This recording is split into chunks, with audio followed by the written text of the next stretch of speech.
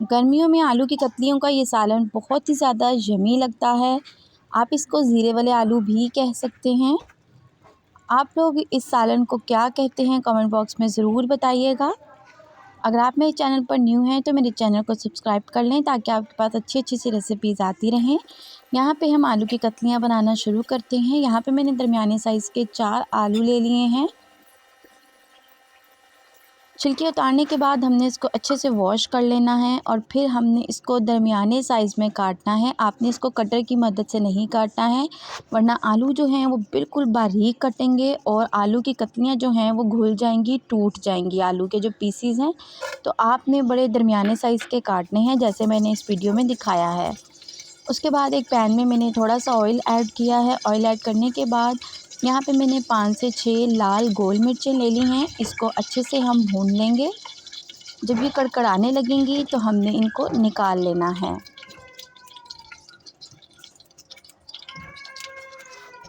अब आप देख सकते हैं यहाँ पे ये कड़कड़ाना शुरू हो गई हैं। हमने इनको एक बॉल में या प्लेट में निकाल लेना है। इस आलू की कतलियों का जो सालन है उसके अंदर रूटीन से हटकर मसाला डलता है, तो उनका जायका जो है वो भी अलग लगता है और बहुत ही ज़्यादा यम्मी भी बनती हैं।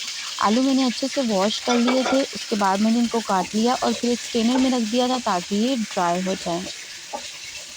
अब यहाँ पे मैंने आलू की जो कतलियाँ हैं इनको मैंने फ्राई करना है। फ्राई करने से जो होगा 2 काम होंगे। एक तो आलू की कतलियाँ जो हैं वो जल्दी टूटेंगी नहीं, यानी कि इसका जो सालन है वो घुलेगा नहीं, और दूसरा आलू यहाँ पे ही 50% तक गल जाएंगे।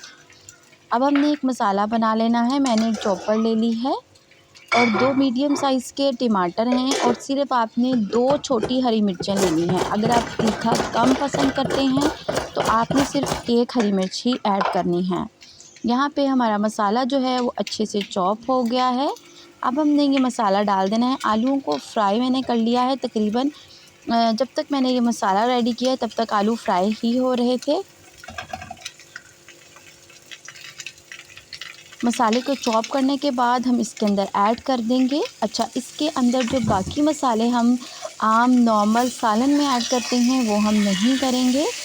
आप देखेंगे सिर्फ इसी मसाले की मदद से ही ये आलू की कतलियाँ इतनी ज़्यादा मज़ेदार बनती हैं।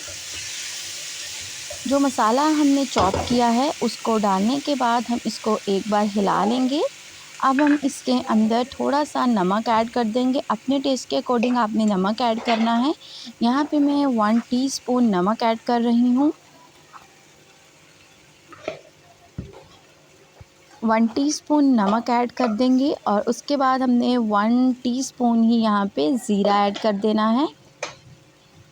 ज़ीरा ऐड करने के बाद एक बार इसको अच्छे से मिक्स करेंगे और फिर इसके अंदर थोड़ा सा पानी ऐड कर देंगे ताकि ताकि जो हमारे आलू हैं वो अच्छे से टेंडर हो जाएं, अच्छे से कुक हो जाएं। ये थोड़े तो गल चुके हैं लेकिन अभी इनके अंदर काफ़ी हद तक कसर है। तो आपने पानी ऐड करने के बाद यहाँ पे मैंने तकरीबन हाफ़ ग्लास से थोड़ा सा पानी ज़्यादा ऐड कर दिया था ताकि ये अच्छे से कुक हो जाएं। मैंने नमक और ज़ीरा ऐड करने के बाद पानी ऐड किया और इसको एक बार हिला दिया है। अब आपने इसको कवर कर देना है मीडियम फ्लेम पर। 15 से 20 मिनट में जो आलू हैं वो अच्छे से गल जाएंगे।